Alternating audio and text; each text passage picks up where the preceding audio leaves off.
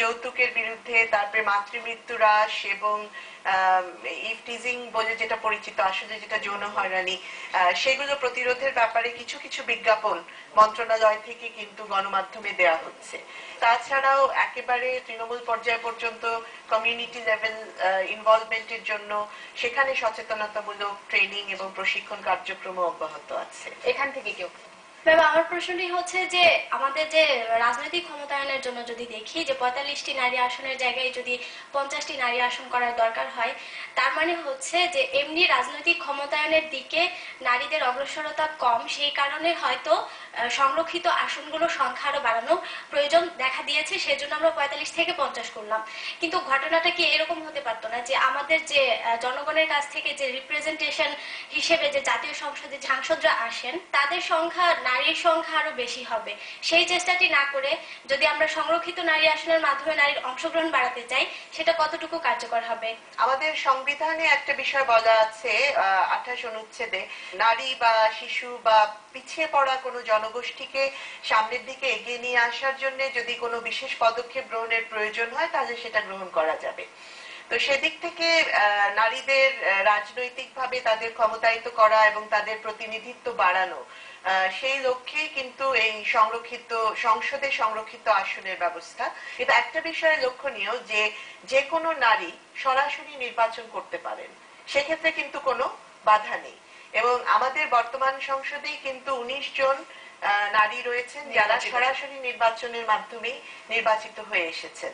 সুতরাং যতক্ষণ পর্যন্ত সেভাবে আমরা একটা সমতার জায়গায় না আসছি ততক্ষণ পর্যন্ত হয়তো সংরক্ষিত নারী আসনগুলো সেভাবে থাকলো। এখান থেকে আরেকজন তরুণকে দেখা যাচ্ছে। জি, আমি ম্যামের প্রশ্ন করতে চাচ্ছি যে ম্যাম বললো যে এখানে আমাদের পরবর্তী যে তরুণরা আসবে তারা নারী সচেতন হবে। তো আমার প্রশ্ন হচ্ছে এখানে যে আমাদের দেশে যেভাবে শিশু শ্রম বাড়ছে, আমার মনে হচ্ছে যে আদৌ এখানে অন্য কোনো তরুণ এসে বুঝতে পারবে কিনা আমার সন্দেহ হচ্ছে। এই জন্য আমি বলতে চাচ্ছি জরুরি অবস্থায় শিশু শ্রমটা বন্ধ করা উচিত বলে আমার মনে হয়। শিশু শ্রম নিরসনের জন্য সরকার পদক্ষেপ গ্রহণ করছে, কিন্তু শিশু শ্রম পর্যায়ক্রমে নিরসন করতে হবে। এখন যে শিশুরা শ্রমে নিয়োজিত তাদেরকে যদি শ্রম থেকে মানে সবাইকে যদি বন্ধ করে দেওয়া হয় তাহলে তারা আরো বেশি দারিদ্র এবং দুর্দশার মধ্যে পড়বে। সুতরাং পর্যায়ক্রমে নিরসনের ক্ষেত্রে সরকার উদ্যোগ গ্রহণ করেছে এবং সেই লক্ষ্যে শিশু শ্রম নিরসন নীতি 2010 প্রণয়ন করা হয়েছে এবং জাতীয় শিশু নীতিতেও এই বিষয়টি বলা আছে। সুতরাং প্রথমে আমাদের দেশের অনেক শিশু যারা ঝুঁকিপূর্ণ কাজে নিযুক্ত তাদেরকে সরিয়ে আনার পদক্ষেপ গ্রহণ করা হচ্ছে। সংখ্যাটা অনেক, এর জন্য অনেক মানে আর্থিক সংশ্লেষ অনেক বেশি, সেই কারণেই এটাকে পর্যায়ক্রমে করা হচ্ছে এবং সামগ্রিক দারিদ্র বিমোচনের মধ্য দিয়েও এখানে ইতিবাচক ফল হবে বলে আমরা মনে করি।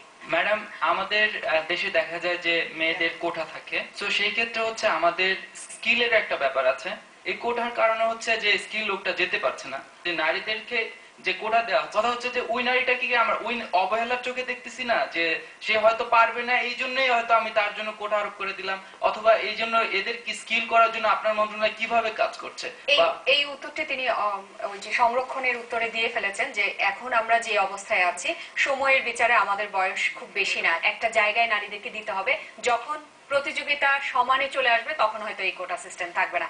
আমরা আর প্রশ্ন নিতে পারছি না। আচ্ছা ঠিক আছে, আপনার প্রশ্ন করছি। ধন্যবাদ আমাকে প্রশ্ন করার সুযোগ দেওয়ার জন্য। আমি একটা বিষয়ে প্রশ্ন করতে যাচ্ছি, সেটা হচ্ছে নারী ও শিশু পাচার। তো এরা কিভাবে রোধ করা যায় সেই বিষয়ে সরকারের কাছে আমার প্রশ্ন। এক্ষেত্রে ওই নারী পাচার এবং শিশু পাচারের বিরুদ্ধে তো আইন আছেই, সেগুলোকে কঠোরভাবে প্রয়োগ করাটাই নিশ্চিত করতে হবে এবং সেই নিশ্চিতকরণের মধ্য দিয়ে এই পাচার বন্ধ করা সম্ভব। ধন্যবাদ আপনাদের সবাইকে, ধন্যবাদ মাননীয় মন্ত্রী। তবে আমরা শেষ করবার আগে কিছু র্যাপিড কোশ্চেন করে যেগুলো খুব সংক্ষেপে উত্তর দিতে হবে। আমার প্রশ্ন হচ্ছে, আপনি মন্ত্রণালয়ে দায়িত্বপ্রাপ্ত হবার পরে ইন্ডিজেনাস উইমেনদের জন্য কি করেছেন বা কিছু করবেন কিনা সামনে, এই ব্যাপারে কোনো নির্দিষ্ট কিছু করবেন? সামাজিক নিরাপত্তা বলয়ের অধীনে যে ভাতা প্রদান কার্যক্রম সেগুলো আমাদের পার্বত্য মানে চট্টগ্রাম অঞ্চলেও সেগুলো সমভাবেই প্রয়োগ করা হচ্ছে, প্রণয়ন মানে চলমান রয়েছে। এছাড়াও তাদের বিশেষ সুবিধা সৃষ্টির জন্য প্রকল্প গ্রহণের উদ্যোগ রয়েছে। দ্বিতীয় প্রশ্নে আসছি, আপনি কিছুদিন আগে, আমি ব্যক্তিগতভাবে সেই সময় ওয়াশিংটন ডিসিতে থাকাতে আমি জানি যে আপনি একটি পুরস্কার পেয়েছেন এশিয়ান সোসাইটির কাছ থেকে। আপনার কি মনে হয় এই পুরস্কার প্রাপ্তির পরে আপনার দায়িত্ব বেড়ে গেছে? এই পুরস্কার আমাকে উৎসাহিত করেছে এবং এক্ষেত্রে পৃথিবীর সকল দেশেই নারী নির্যাতন আছে এবং এই নারী নির্যাতন কমিয়ে আনার ক্ষেত্রে যে পদক্ষেপগুলো গ্রহণ করা দরকার মহিলা এবং শিশু বিষয়ক মন্ত্রণালয়ের দায়িত্বে আসার পর থেকে আমি সেগুলোর প্রতি অত্যন্ত মনোযোগী এবং প্রতিটি ক্ষেত্রে যাতে আমরা মানে নারীরা যাতে নির্যাতনের শিকার না হন সে ব্যাপারে যা কিছু পদক্ষেপ গ্রহণ এবং উদ্যোগ গ্রহণ প্রয়োজন আমরা সেগুলো গ্রহণ করছি। আপনার মন্ত্রণালয়ে ভিজিডি বলে একটি কার্যক্রম চালু করেছেন, যেখানে হতদরিদ্র নারীদের খাদ্য দেবার পাশাপাশি কর্মসংস্থানের ব্যবস্থার কথা কি ভাবছেন? তাদের প্রশিক্ষণের ব্যাপক কার্যক্রম রয়েছে। আর এই যে প্রশিক্ষণগুলো এগুলোর মধ্যে অনেকগুলো আছে যেগুলো আয়বর্ধক প্রশিক্ষণ। সুতরাং আয়বর্ধক প্রশিক্ষণ এবং প্রশিক্ষণ সমাপনে তাদের মাঝে একটা প্রোডাক্টিভ অ্যাসেট, ধরেন সেলাই প্রশিক্ষণ নিলে একটা সেলাই মেশিন বিতরণ করা হলো যার মাধ্যমে তাদেরকে স্বাবলম্বী করার ব্যবস্থা গ্রহণ করা হয়। এসিড ভিকটিমদের জন্য আপনারা কি করবেন স্পেসিফিক? আইন তো আছেই। আমার মনে হয় যে আপনি জানেন যে আমাদের যে বিভিন্ন ধরনের নির্যাতন তার মধ্যে যে অ্যাসিড ছোড়া এবং অ্যাসিড দগ্ধ করার এই অপরাধটা কিন্তু কমে গেছে এবং এটার একটা বড় কারণ হচ্ছে যে একদিকে যেমন আইনের মানে বিষয়টা আছে, আরেকটা হচ্ছে যে অ্যাসিডের উৎস কোথায় এটা বিক্রয় হচ্ছে, কোথা থেকে এটা ক্রয় করা হচ্ছে, মানে কন্ট্রোল অ্যাক্ট সেটার জন্য একটা পৃথক আইন আছে।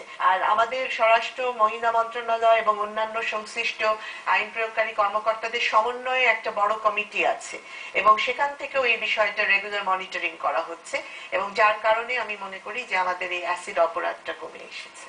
ধন্যবাদ মাননীয় প্রতিমন্ত্রী। আপনাকে ধন্যবাদ। প্রিয় দর্শক, কথা বলছিলাম ডক্টর শিরিন শারমিন চৌধুরীর সাথে। আমরা শুনছিলাম দেশের নারী নীতির কথা, শুনছিলাম নির্যাতিত নারীদের কথা, এই সরকার কি ব্যবস্থা নেবেন এসবের বিরুদ্ধে সেগুলোর কথা। কিন্তু একটা কথা খুব বলতে চাই, এসিড মারার মতো বাজে কাজ, ঘৃণ্য কাজ যেন আমরা কেউ না করি। তরুণ সমাজ এখন আমার পাশে আছে এবং সেটের সামনেও আছে। আপনাদেরকে প্লিজ একটি আবেদন করছি, এসিড মারবেন না।